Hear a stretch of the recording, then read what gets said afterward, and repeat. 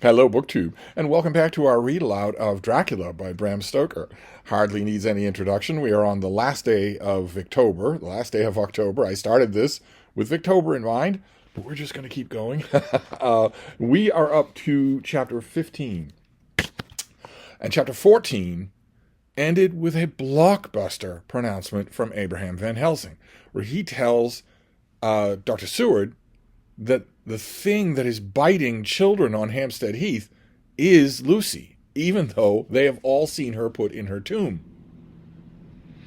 And now we move on. Dr. Seward's diary is just continuing here. Bram Stoker is too good at theatrics. He's too good at an old stagehound to break the momentum there with anything else. You need to know more about this scene as it's going. So we'll just continue on with Dr. Seward's diary. Which he is recording after the fact, but he's recording it as though it were happening contemporaneously, same way that Mina does. For a while, sheer anger mastered me. It was as if he had, during her life, struck Lucy on the face. I smote the table hard and rose up as I said to him, "Dr. Van Helsing, are you mad?" He raised his head and looked at me, and somehow the tenderness of his face calmed me at once. "Would that I were," he said.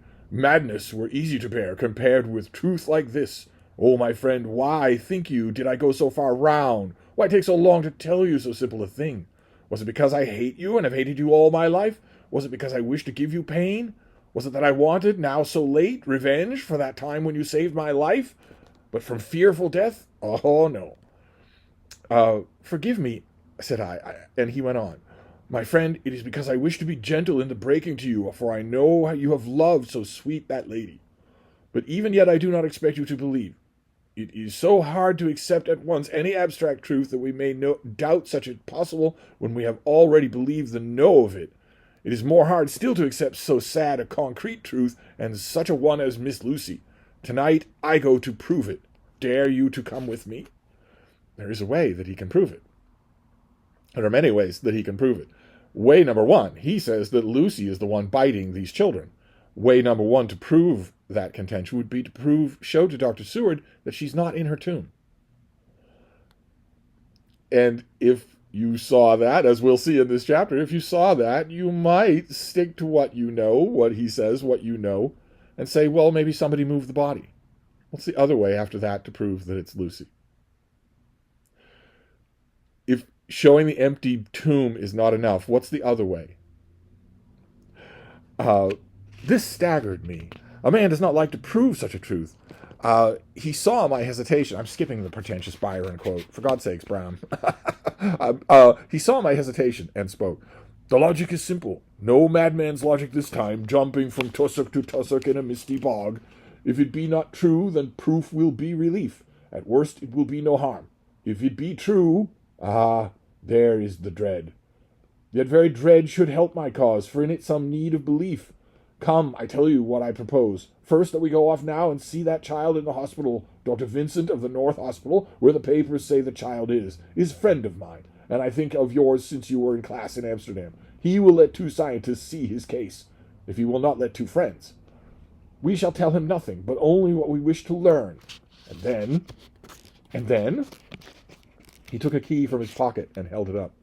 And then we spend the night, you and I, in the churchyard where Lucy lies. This is the key that locked the tomb. I had it from the coffin man to give to Arthur." My heart sank within me, for I felt that there was some fearful ordeal before us. You don't know the half of it, Dr. Seward. I could do nothing, however, so I plucked up my heart where I could and said that we had better hasten, as the afternoon was passing.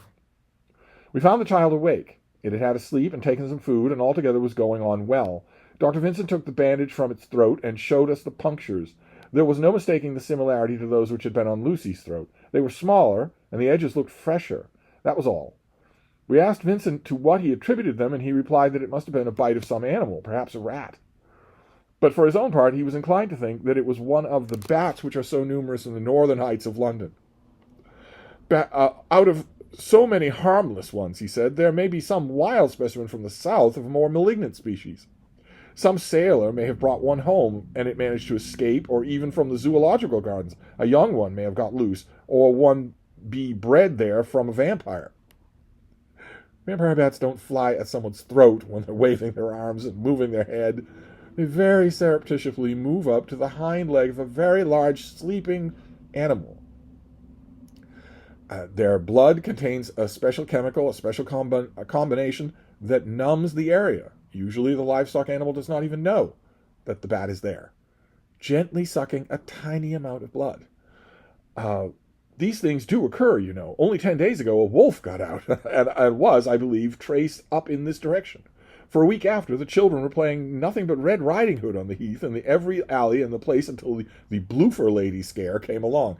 Nice to know that the parents around Hampstead Heath are right on the job.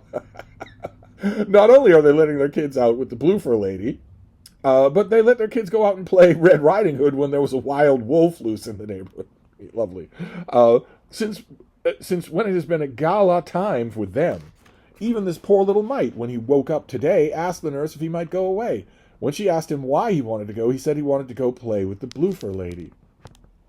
I hope, said Van Helsing, that when you are sending the child home, you will caution its parents to keep strict watch over it. These fancies are stray at most dangerous, and if the child were to remain out another night, it would probably be fatal. But in any case, I suppose you will not let it away for some days?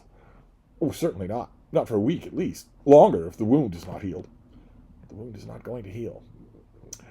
Our visit to the hospital took more time than we had reckoned on, and the sun had dipped before we came out. When Van Helsing saw how dark it was, he said, "There is no hurry. It is more late than I thought. Come, let us seek somewhere that we may eat, that we shall go on our way." We dined at Jack Straw's castle, along with a little crowd of bicyclists and others who were genially noisy. About 10 o'clock we started from the inn. It was very dark, and the scattered lamps made the darkness greater, when we were once outside their individual radius. The professor had evidently noted the road we were to go, for he went on unhesitatingly, but as for me, I was in quite a mix-up as to locality. As we went further, we met fewer and fewer people, till at last we were somewhat surprised when we met even the patrol of horse police going round their usual suburban round. At last we reached the wall of the churchyard, which we climbed over. With some little difficulty, for it was very dark, and the whole place seemed so strange to us, we found the Westenra tomb. The professor took the key, opened the creaky door, and standing back politely, but quite unconsciously, motioned me to precede him. There was a delicious irony in the offer, in the courtliness of giving preference on such a ghastly occasion. My companion followed me quickly, and cautiously drew the door to, after carefully ascertaining that the lock was a falling and not a spring one. Because it wouldn't do to lock yourself into a tomb, now would it? In the latter case, we should have been in a bad plight. Then he fumbled in his bag, and taking out a matchbox and a piece of candle, proceeded to make light. The tomb in the daytime and when wreathed with fresh flowers had looked grim and gruesome enough, but now, some days afterward, when the flowers hung lank and dead, their whites turning to rust and their greens to brown, when the spider and the beetle had resumed their accustomed dominance, when time discolored stone and dust-encrusted mortar and rusty dank iron and tarnished brass and clouded silver plating gave back the feeble glimmer of a candle, the effect was more miserable and sordid than could have been imagined. It was conveyed irresistibly, the idea that life, animal life, was not the only thing which could pass away. Have any of you ever stood inside a mausoleum? Inside an active tomb? Van Helsing went about his work systematically, holding his candle so that he could read the coffin plates, and so holding it that the sperm dropped in white patches on which congealed as they touched the metal. He made assurance of Lucy's coffin. Another search in his bag, and he took out a turn screw. "What are you going to do?" I asked. "To open the coffin." And we all know why we're that mention of sperm, right? We all know what's lighting this candle. "To open the coffin. You shall yet be convinced." Straightway he began taking out the screws, and finally lifted off the lid, showing the casing of lead beneath. The sight was almost too much for me. It seemed to be as much as an affront to the dead as it would have been to have stripped off her clothing in her sleep whilst living. I actually took hold of his hand to stop him. He only said, "You shall see," and again fumbling in his bag, took out a tiny fret saw. Striking the turn screw through the lead with a swift downward stab which made me wince, he made a small hole, which was, however, big enough to admit the point of the saw. I had expected a rush of gas from the weak old corpse. We doctors, who have had our study of dangers, have become accustomed to such things, and I drew back towards the door. But the professor never stopped for a moment. He sawed down a couple of feet along one side of the lead coffin, and then across, and then down the other. Taking the edge of the loose flange, he bent it backwards to the foot of the coffin, and holding up the candle into the aperture, motioned me to look. I drew near and looked. The coffin was empty. It was certainly a surprise to me, and it gave me considerable shock, but Van Helsing was unmoved. He was now more sure than ever of his ground, and so emboldened to proceed in his task. "Are you satisfied now, friend John?" he said. I felt all the dogged argumentativeness of my nature awake within me as I answered him. "I am satisfied that Lucy's body is not in that coffin, but that only proves one thing." "And what is that thing, friend John?" "That it is not there." "That is good logic," he said, "so far as it goes. But how can you account for it not being there?"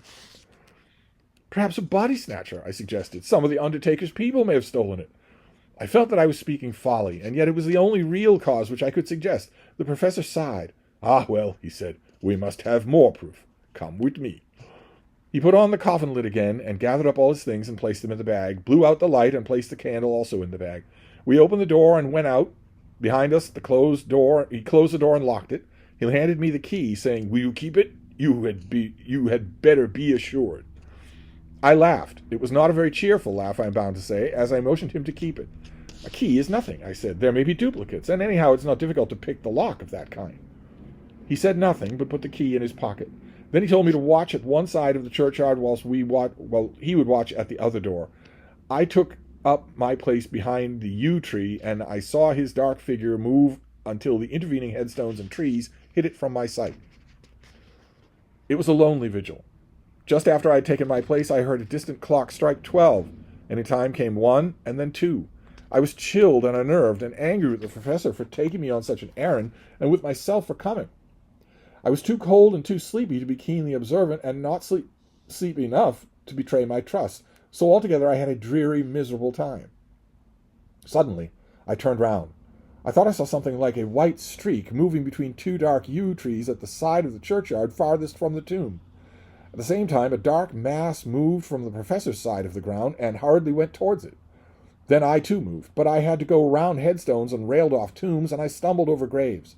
The sky was overcast, and somewhere far off an early cock crew. A little way off, beyond a line of scattered juniper trees which marked the pathway to the church, a white, dim figure flitted in the direction of the tomb. The tomb itself was hidden by trees, and I could not see where the figure disappeared. I heard the rustle of actual movement where I first seen the white figure, and coming over, found the professor holding in his arms a tiny child. When he saw me, he held it out to me and said, "Are you satisfied now?" "No," I said, in a way that felt aggressive. "Do you not see the child?" "Yes, it is a child. And who has brought it here? Is it wounded?" I asked. The child didn't make the white streak. If seeing the coffin empty is not proof enough, what's more proof? Seeing Lucy moving around. "We shall see," said the professor, and with one impulse he took away out of the churchyard, carrying the sleeping child. When he had got some little distance away, we went into the clump of trees and struck a match, and looked at the child's throat. It was without a scratch or scar of any kind. "Was I right?" I asked triumphantly. "We were just in time," the professor said thankfully. We had now to decide what we were to do with the child, and so consulted about it. If we were to take it up to a police station, we should have to give some account of our movements during the night. At least we should have had to make some statement as to how we'd come to find the child. So finally we decided that we would take it to the heath, and when we heard the policeman coming, would leave it where he could not fail to find it. We would then seek our way home as quickly as we could. All fell out well. At the edge of Hempstead Heath, we heard the policeman's heavy tramp, and laying the child on the pathway, we waited and watched until he saw it and flashed his lantern to and fro. We heard his exclamations of astonishment, and we went away silently. By good chance, we got a cab near the Spaniards and drove to town. I cannot sleep, so I make this entry, but I must try to get a few hours' sleep, as Van Helsing is to call at me at noon. He insists that I shall go with him on another expedition. Then we have an entry for the next day, sticking with Dr. Seward. It was 2:00 before we found a suitable opportunity for our attempt. The funeral home at noon was all completed, and the last stragglers of the mourners had taken themselves lazily away, when, looking carefully from behind a clump of alder trees, we saw the sexton lock the gate after him. We knew then that we were safe till morning, did we desire it, but the professor told me that we should not want more than an hour at most. Again I felt that horrid sense of the reality of things, in which any effort of imagination seemed out of place, and I realized distinctly the perils of the law which we were incurring in our unhallowed work. Besides, I felt it all was all so useless. Outrageous as it was to open the leaden coffin to see if a dead woman nearly a week was really dead, it now seemed the height of folly to open the tomb again when we knew from the evidence of our own eyesight that the coffin was empty. I shrugged my shoulders, however, and rested silent, for Van Helsing had a way of going on his own road no matter who remonstrated. He took the key, opened the vault, and again courteously motioned me to proceed. The place was not so gruesome as last night, but oh, how unutterably mean-looking when the sunshine streamed in. Van Helsing walked over to Lucy's coffin, and I followed. He bent over and again forced back the leaden flange, and then a shock of surprise and dismay shot through me. There lay Lucy, seemingly just as we had seen her the night before her funeral. She was, if possible, more radiantly beautiful than ever, and I could not believe that she was dead. The lips were red, nay, redder than before, and on the cheeks was a delicate bloom. "Is this a juggle?" I said to him, because she was there, and then she wasn't, and now she is again. "Are you convinced now?" said the professor in response, and as he spoke, he put out over his hand in a way that made me shudder, pulled back the dead lips, and showed the white teeth. "See," he went on, "see, they are even sharper than before. With this and this," he touched one of the canine teeth and that below it, "the little children can be bitten. Are you of belief now, friend John?" Once more, argumentative hostility woke within me. I could not accept such an overwhelming idea as he suggested. So, in an attempt to argue of which I was even at the moment ashamed, I said, "She may have been placed here since last night."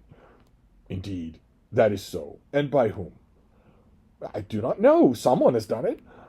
"And yet she has been dead 1 week. Most peoples in that time would not look so." Not just a question that she was gone and then she's back.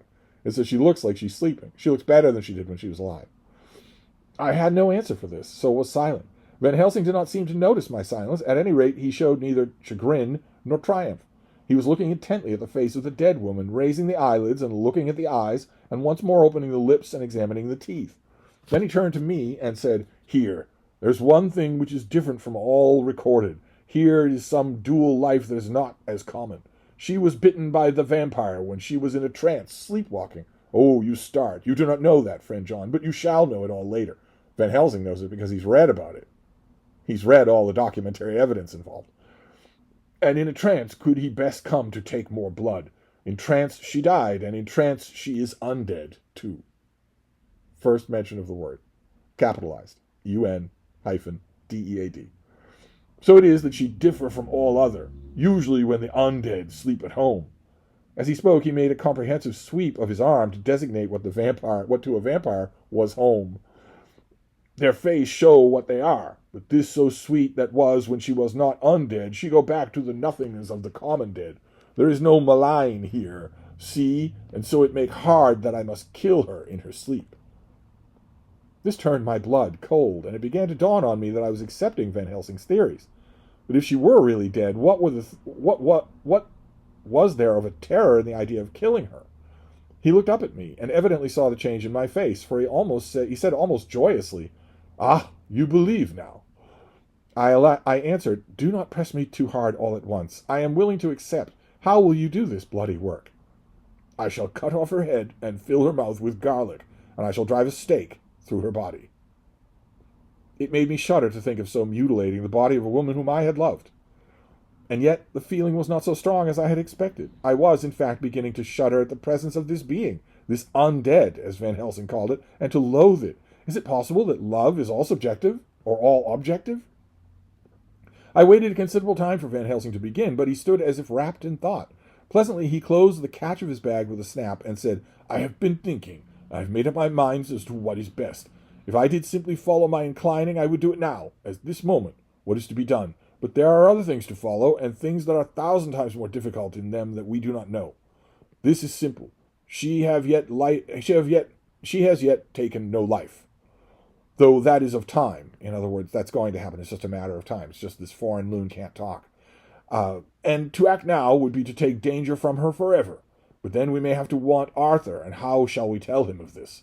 If you, who saw the wounds on Lucy's throat and saw the wounds so similar in the child at the hospital, if you, who saw the coffin empty last night and full today with a woman who have not changed, only more rosy and beautiful than a week after she died, if you know of this, and know of the white figure last night that brought the child to the churchyard, and yet of your own senses you did not believe, how then can I expect Arthur, who know none of these things, to believe?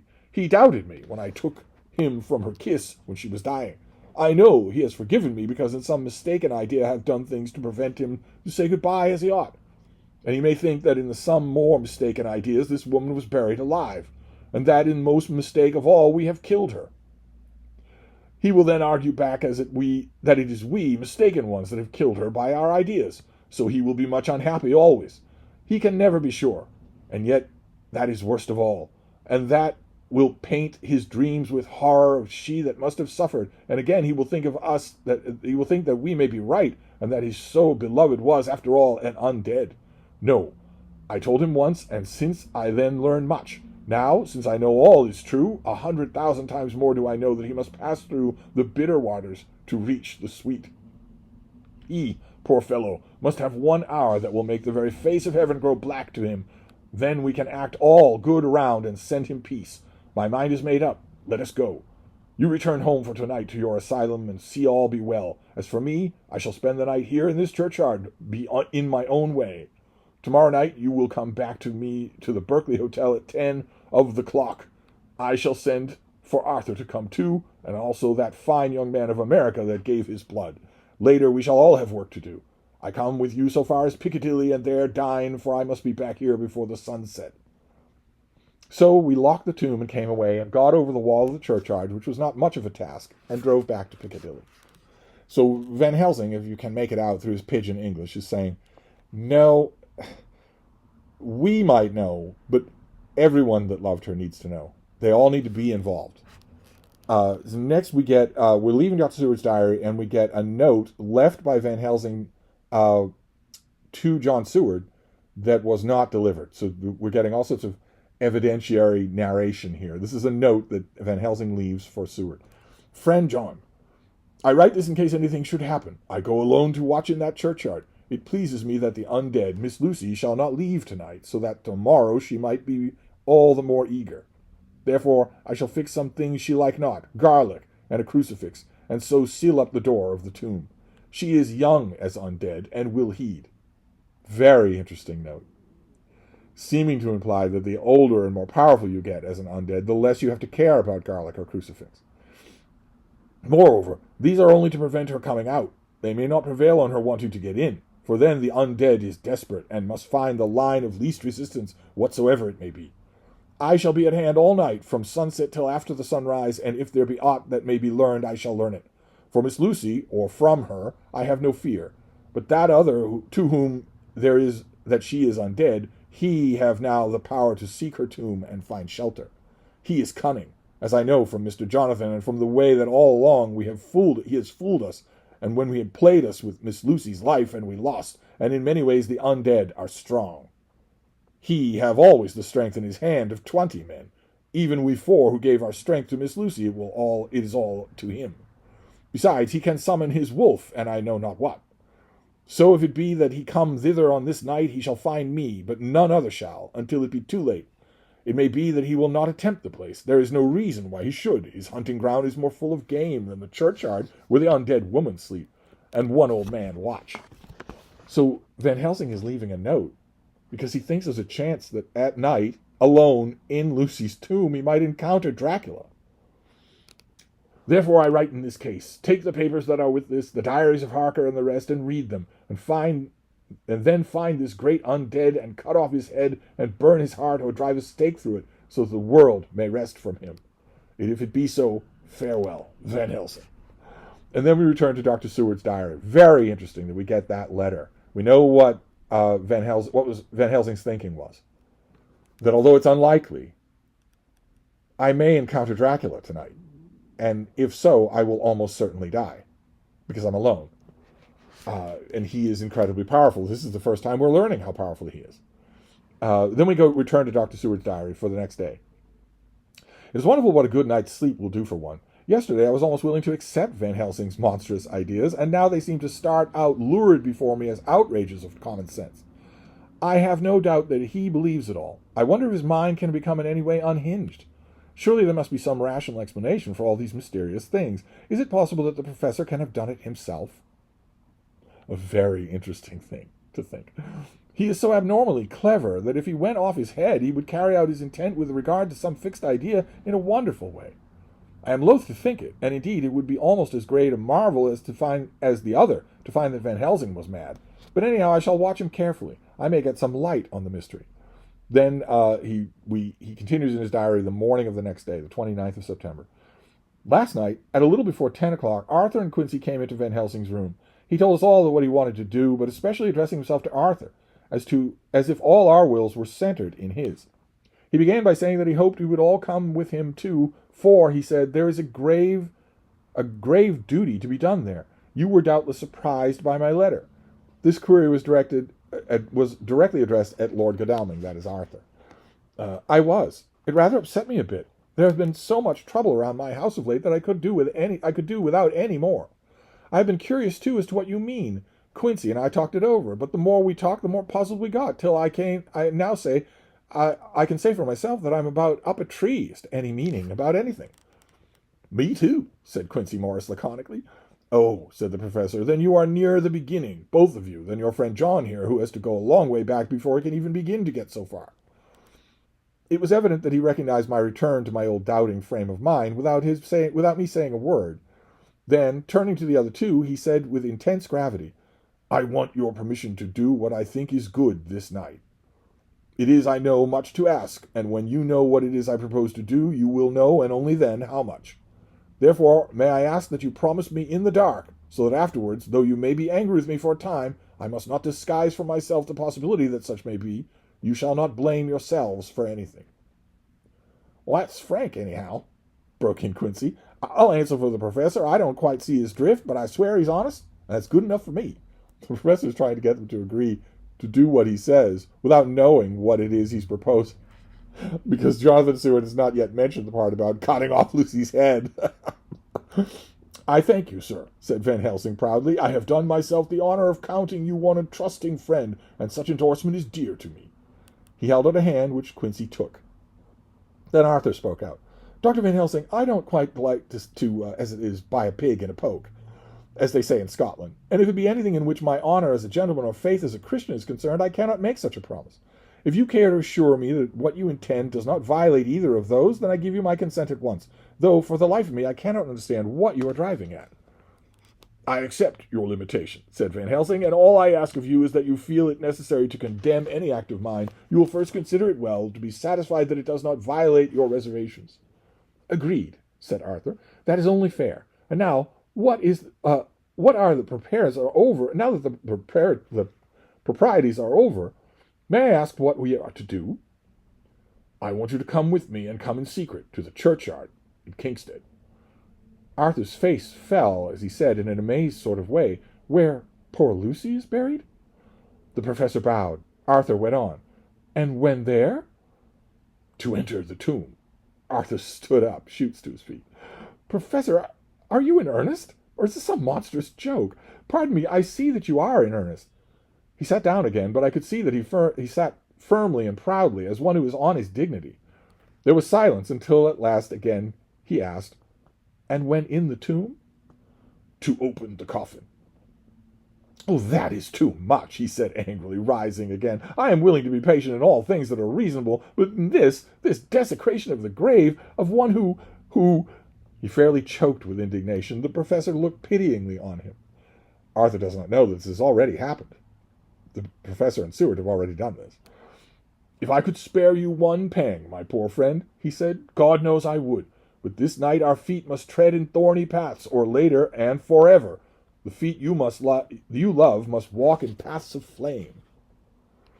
Arthur looked up with a set, white face and said, Take care, sir, take care, because Van Helsing is saying that Lucy will spend forever in hell. Would it not be well to hear what I have to say, said Van Helsing, and then you will at least know the limit of my purpose? Shall I go on? That's fair enough, broke in Morris. After a pause, Van Helsing went on, evidently with an effort. Miss Lucy is dead. Is it not so? Yes. Then there can be no wrong to her. But if she be not dead... Arthur jumped to his feet. Good God, he cried. What do you mean? Has there been any mistake? Has she been buried alive? He groaned in anguish that none could hope to soften. I did not say she was alive, my child. I did not think it. I go on no further than to say that she might be undead. Undead? Not alive? What do you mean? Is this all a nightmare? What is this? There are mysteries, which men can only guess at, which age by age they may solve only in part. Believe me, we are now on the verge of one. But I have not done. May I cut off the head of dear Miss Lucy? Heavens and earth, no, cried Arthur in a storm of passion. Not for the wide world will I consent to any mutilation of her dead body. Dr. Van Helsing, you try me too far. What have I done to you that you should torture me so? What did that poor sweet girl do to you that you should want to cast such dishonor on her grave? Are you mad that you speak such things, or am I mad to listen to them? Don't dare to think more of such a desecration. I shall not give my consent to anything you do. I have a duty to do in protecting her grave from outrage, and by God I shall do it. Van Helsing rose up from where he had been all the time seated, and said gravely and sternly, My Lord Godalming, I too have a duty to do, a duty to others, a duty to you, a duty to the dead, and by God I shall do it. All I ask you now is that you come with me, that you look and listen. For if, when later I make the same request, you do not be more eager for its fulfillment than even I am, then I shall do my duty, whatever it may seem to me, and then, to follow your lordship's wishes, I shall hold myself at your disposal to render an account to you, when and where you will. Very important to note here. Very important to note. Van Helsing knows what he's looking at. He knows this is a vampire infestation. And he knows that the way to stop it is to kill first the turned undead and then the master of the undead. What he's essentially telling Lord Godalming here is that I'm going to cut off her head and stuff it with garlic anyway, whether you let me or not. And then we'll see what we see between the two of us. Because his larger duty is not to the sanctity of that poor dear girl, but to all life in England. His voice broke a little, and he went on with pity. But, I beseech you, do not go forth in anger with me, in a long life of acts which were often not pleasant to do, and which sometimes did wring my heart. I have never had so heavy a task as now.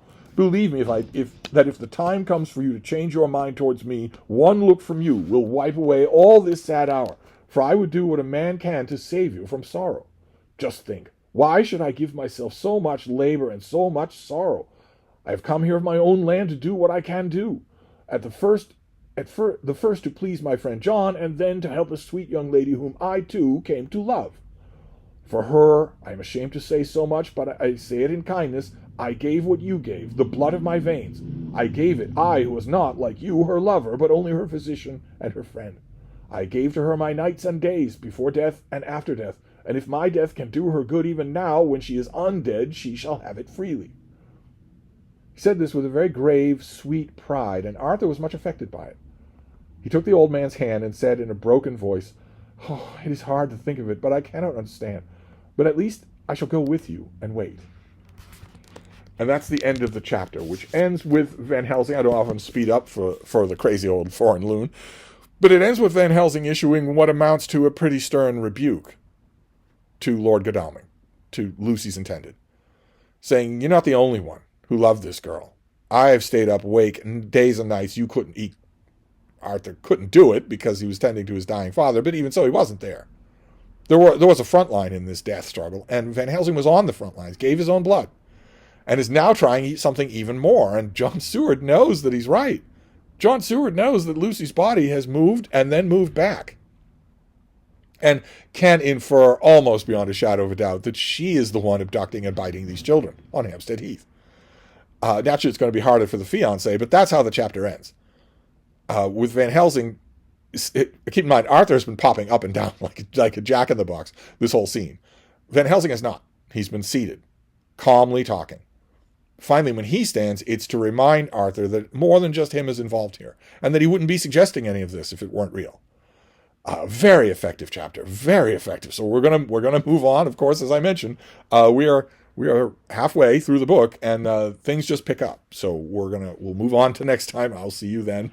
Thank you, BookTube.